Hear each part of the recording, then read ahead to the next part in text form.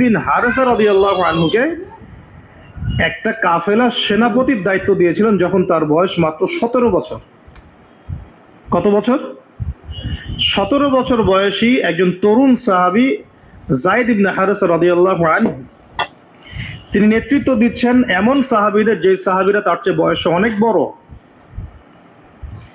এমনকি এই অভিযান শেষ হওয়ার আগেই নবী সাল্লাল্লাহু আলাইহি ওয়াসাল্লাম ইন্তেকাল হয়।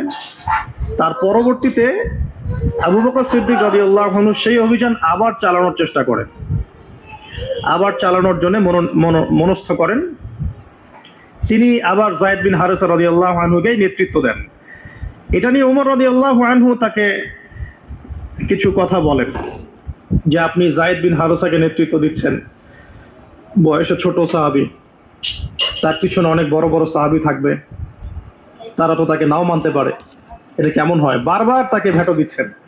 শেষমেশ আবু বকর সিদ্দিক রাদিয়াল্লাহু আনহু একটু রেগেই বললেন যে ইস্তা'মালাহু রাসূলুল্লাহ ওয়া আনতা তা'মুরুনি আন আনজি'হু, তাকে স্থলাভিষিক্ত করেছে স্বয়ং আল্লাহর রাসূল, আর তুমি এসে আমাকে বলছো আমি তাকে অপসারণ করব? সুবহানাল্লাহ। নবী সাল্লাল্লাহু আলাইহি ওয়াসাল্লাম যোগ্যতা দেখতেন মানুষের, তার যোগ্যতা কতটুকু আছে। তো ওইদিকে আমি ভিতরে ঢুকছি না। আমরা এখন সোশ্যাল অ্যাফেয়ার্সে যা দেখি যে আমরা যোগ্যতার চাইতে অন্যান্য বিষয়গুলোকে বেশি মূল্যায়ন করা শুরু করি।